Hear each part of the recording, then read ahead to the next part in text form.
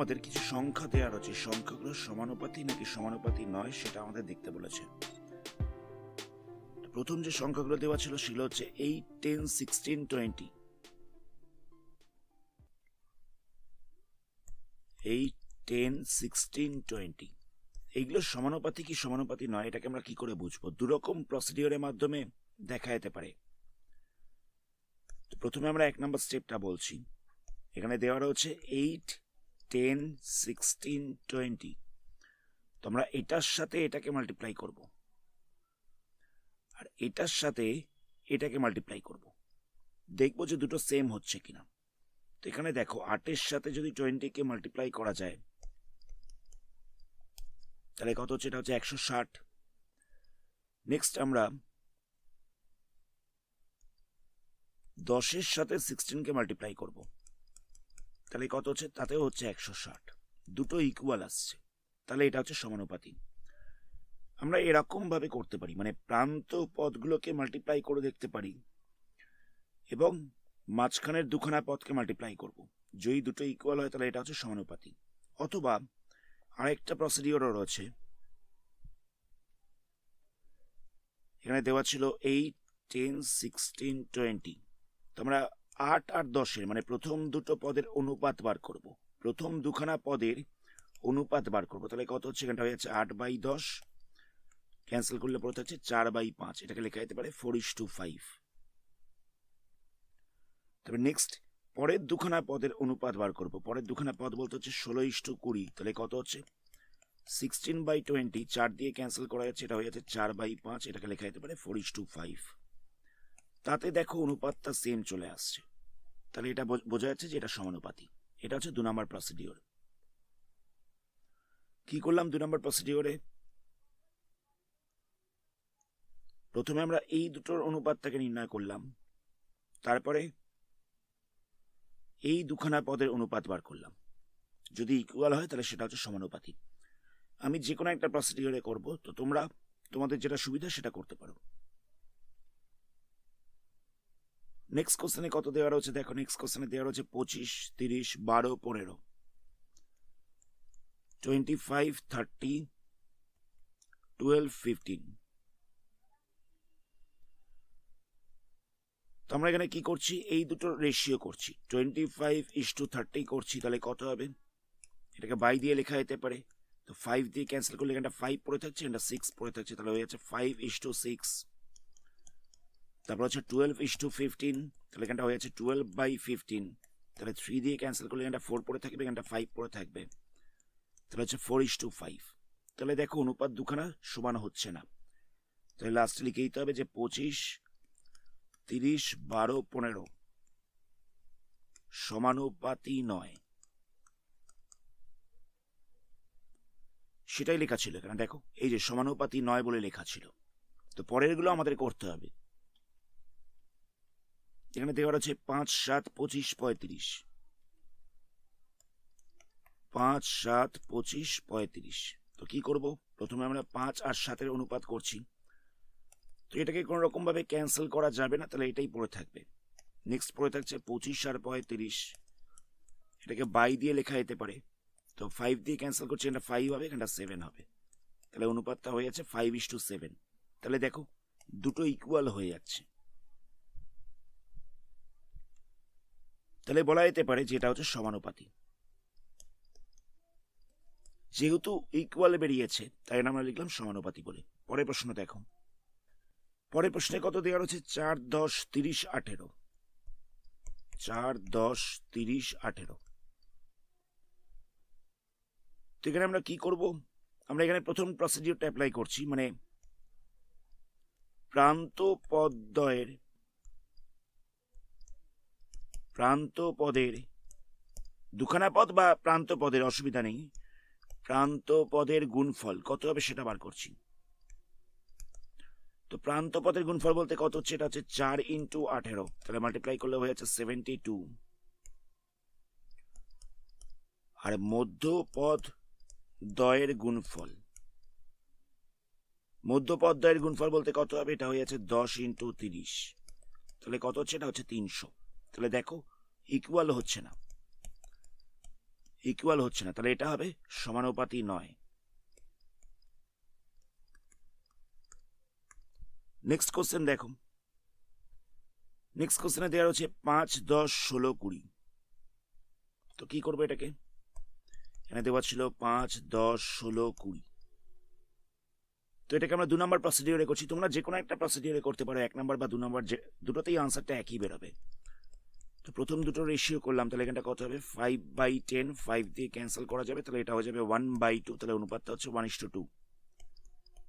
তারপর হচ্ছে 16:20, তাহলে হয়ে যাবে 16/20, 4 দিয়ে ক্যান্সেল করছি, এখানটা পড়ে থাকবে 4, এখানটা পড়ে থাকবে 5, তাহলে হচ্ছে 4:5। এখানে 5 দিয়ে ক্যান্সেল করেছিলাম, তাহলে হচ্ছিল 1:2, এখানে 4 দিয়ে ক্যান্সেল করেছিলাম, তাহলে হচ্ছিল 4:5। তাহলে দেখো এই দুটো অনুপাত মিলছে না, তাহলে এটা সমানুপাতি নয়।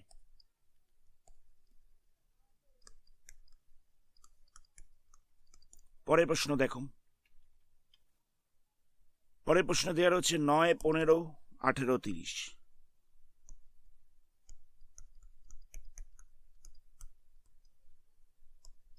প্রথম দুটোকে অনুপাত করছি, মানে 9:15 করছি, তাহলে কত হবে? এটা হয়ে যাবে 9/15, 3 দিয়ে কাটলে এখানটা 3 হবে, এখানটা 5 হবে, তাহলে হয়ে যাচ্ছে 3:5। তারপর হচ্ছে 18:30, তাহলে এটাকেও বাই দিয়ে লিখতে পারবো 18/30। এটাকে আমরা 6 দিয়ে ক্যান্সেল করছি, তাহলে এখানটা 3 হবে, এখানটা 5 হবে, তাহলে হয়ে যাচ্ছে 3:5। অনুপাতটা দেখো মিলে গেছে, তাহলে লিখে দেবো সমানুপাতি।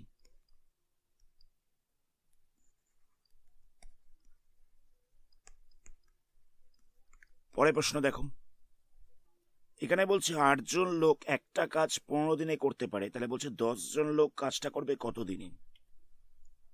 তাহলে এখানটা আমরা লিখবো লোক সংখ্যা আর লিখবো দিন সংখ্যা। এখানে কি বলেছিল? বলছিল 8 জন লোক 15 দিনে করতে পারে। 8 জন লোক 15 দিনে করতে পারে, তাহলে 10 জন লোক কাজটা করবে কত দিনে?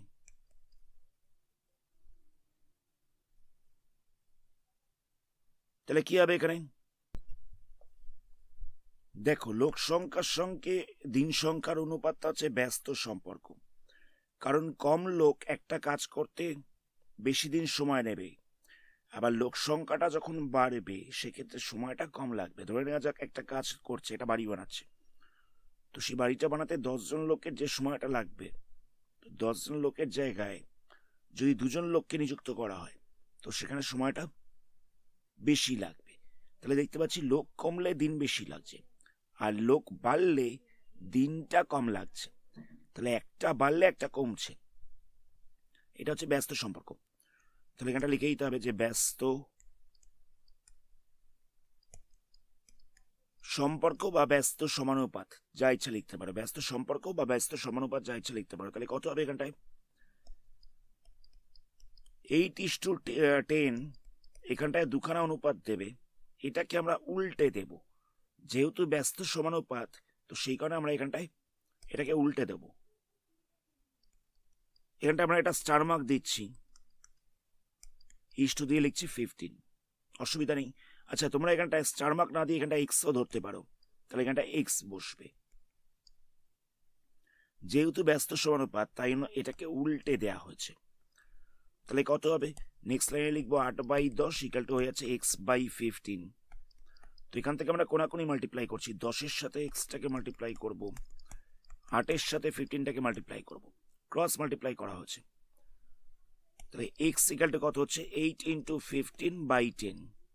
তো এখানটা আমরা 5 দিয়ে ক্যান্সেল করছি, এখানটা পড়ে থাকবে 3, এখানটা পড়ে থাকবে 2, 2 দিয়ে ক্যান্সেল করলে এখানটা পড়ে থাকবে 4, তাহলে মাল্টিপ্লাই করলে হয়ে যাচ্ছে 12।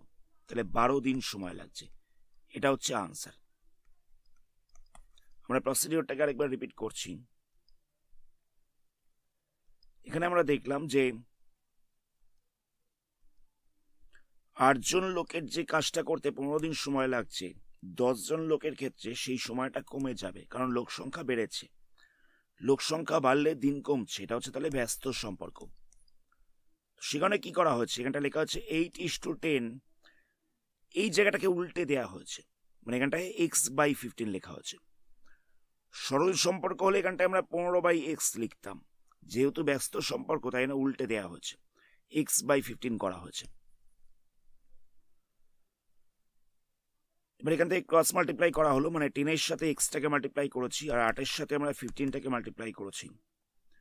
তো এখানে 10টা এক্স এর সাথে মাল্টিপ্লাই ছিল, তো সাইড চেঞ্জ করে ডিভাইড হয়ে যাবে, সেখান থেকে ক্যান্সেল করে 12 বেরিয়েছে। পরের প্রশ্ন দেখো, এখানে কি বলছে দেখো, বলছে কিছু পরিমাণ খাদ্যে 12 জন লোকের 20 দিন চলে, ওই একই পরিমাণ খাদ্যে 40 জন লোকের কতদিন চলবে?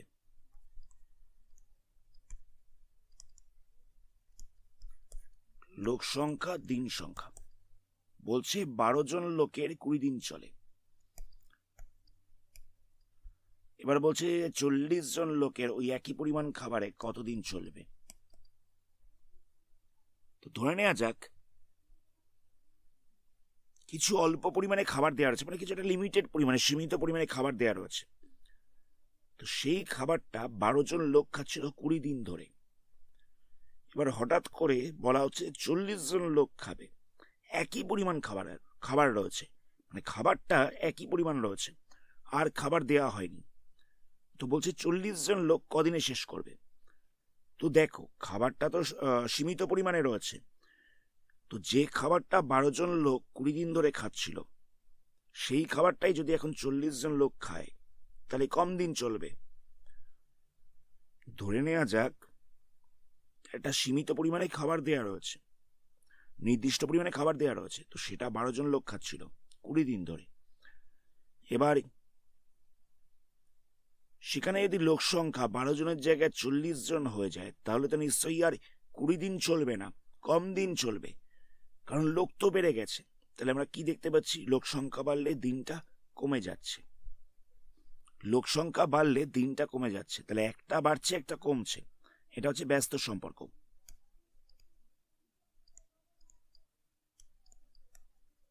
তাহলে এখানটা লিখে দিলাম ব্যস্তানুপাত।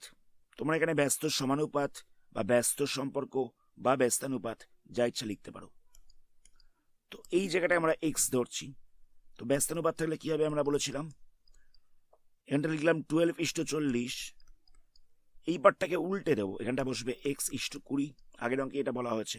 তাহলে কত হচ্ছে 12/40, এই জায়গাটা ইকুয়াল টু বসবে, তাহলে এখানটা হয়ে যাবে x/20। তারপরে স্টেপে আমরা কি করব, ক্রস মাল্টিপ্লাই করছি, 40-এর সাথে এক্সটাকে মাল্টিপ্লাই করছি,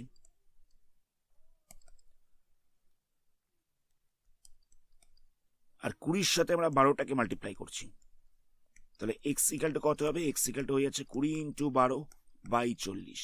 20 দিয়ে কাটলে এখানটা 2 পড়ে থাকছে, 2 দিয়ে কাটলে এখানটা 6 পড়ে থাকছে, তাহলে এক্স ইকাল টু হয়ে যাচ্ছে 6, মানে 6 দিন চলবে খাবারটা। পরের প্রশ্ন দেখো, পরের প্রশ্ন বলছে 16টা লাঙ্গল 10 দিনে চাষ করতে পারে কোনো একটা জমি। তো বলছে 8 দিনে চাষ করতে গেলে কতগুলো লাঙ্গল দরকার।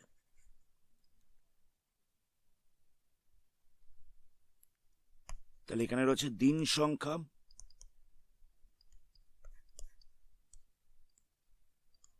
আর এটা হচ্ছে লাঙ্গল সংখ্যা। তো এখানে কি বলছে দেখো, বলছে 10 দিনে চাষ করবে 16টা লাঙ্গল। এবার বলছে 8 দিনে চাষ করবে, তার জন্য কটা লাঙ্গল দরকার। তোমরা এই জায়গাটায় এক্স ধরছি। তো এটাও একই রকম আছে, দেখো কম দিনে চাষ করতে গেলে বেশি লাঙ্গল লাগবে, আবার বেশি দিনে চাষ করতে গেলে কম লাঙ্গল হলেও চলে যাবে। কম দিনে চাষ করবে তাহলে বেশি পরিমাণে লাঙ্গল লাগাতে হবে, আর বেশি দিনে চাষ করবে তাহলে কি কম পরিমাণে লাঙ্গলেও হয়ে যাবে। তো তাহলে দেখো একটা কমলে একটা বাড়ছে, এটা হচ্ছে ব্যস্ত সম্পর্ক।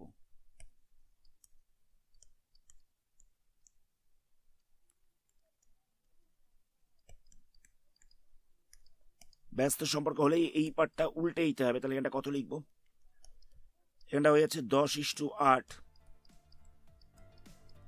দুখানা ইস্টু দিয়ে বসবে x:16, উল্টে দিয়েছে এই পার্টটাকে। তাহলে কত হচ্ছে, এটা হয়ে যাচ্ছে 10/8 ইকুয়াল টু দিয়ে হচ্ছে x/16। কোনাকুনি গুণ করছি, তাহলে 8 × x হয়ে যাবে, এখানটা হয়ে যাবে 10 × 16, 8 × x ইকুয়াল টু দিয়ে বসবে 10 × 16। তাহলে x ইকুয়াল টু কত হচ্ছে 10 × 16 বাই দিয়ে বসছে 8, 8 দিয়ে ক্যান্সেল করলে এখানটা 2 পড়ে থাকছে, তাহলে এখানটা হয়ে যাচ্ছে 20। তাহলে লাঙ্গল লাগবে 20, এটাই হচ্ছে আনসার। আজকের ভিডিওটা আমরা এখানেই স্টপ করলাম। এর পরবর্তী পার্টে এই চ্যাপ্টারের বাকি সামসগুলোকে নিয়ে আলোচনা করা হবে। ধন্যবাদ।